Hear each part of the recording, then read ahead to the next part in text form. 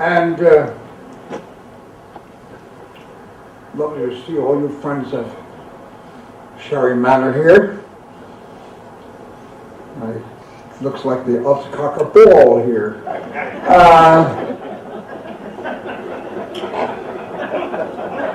Edgar Small was a good friend of mine. He loved games. I want to tell you about a game. He came to our house once, my wife Lois and I, and he came for dinner, and it was called, it was all about Hollywood, and the game was all about Hollywood. And it was a board game, and it had dice, and it also had cards that were chance cards.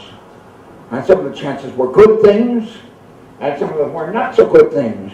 There also was a whole board, and you each get a token, and you went around the board with the token by rolling dice. And some of the places that you landed were good, and some were not so good. And it was all about producing in Hollywood. Well, it was wonderful. There were also chance cards, you know. One of them were good, some were good.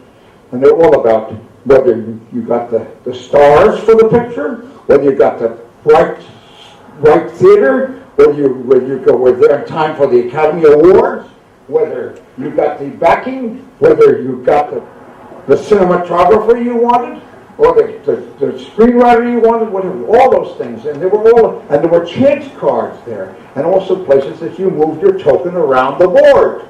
And some of the places were good and hurt you. And the aim of the game was to end up having a house on the north side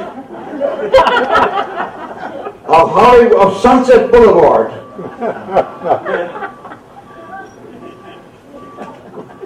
Well, we started this game. He came over for dinner. And Lois and I, my long-time wonderful wife, and we had dinner with a bunch of friends. And after dinner, we started doing this game. And at 8:30 in the morning, my wife came downstairs and said, "You're still playing that game?" And we still were. We never finished the game. And it went on forever.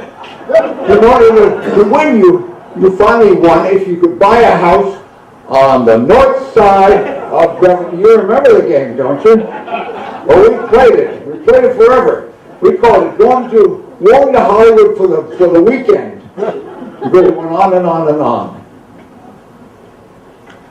He loved games. That's why I'm telling this story.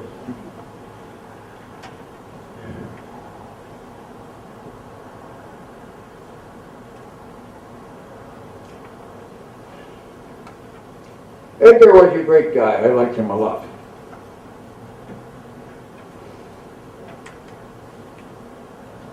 He was the first agent I met out here.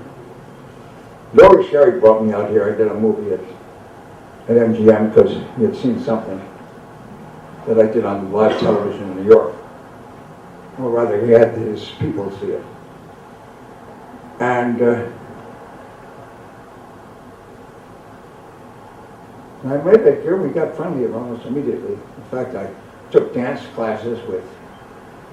No, I didn't. Who did I dance with? That's my wife. She knows everything. Who?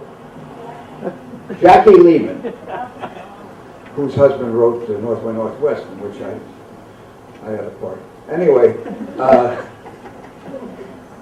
but at any rate, I met a lot of people. I thought it might be appropriate. I want to tell you a very short poem. It's been a long time, and I'm going to get off very fast. It's a little poem written by Stevie Smith.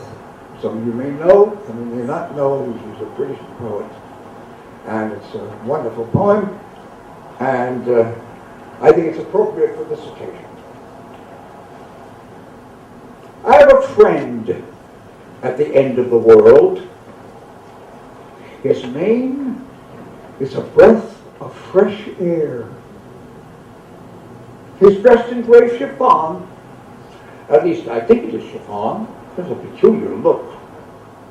like smoke. It wraps him round.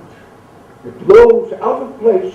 It conceals him. I have not seen his face, but I have seen his eyes. They are bright and pretty as raindrops on black twigs in March. I heard him say, I am a breath of fresh air for you, a change by and by. Black March, I call him, because of his eyes being like March raindrops on black twigs. Such a pretty time. And the sky behind black twigs can be seen stretched out in one uninterrupted Cambridge blue, as cold as snow. But this friend, whatever new names I give him, is an old friend. He says, whatever name you give me, I am a breath of fresh air, a change for you.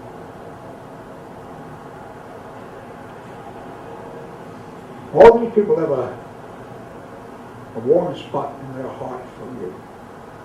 Thank you. Thank you.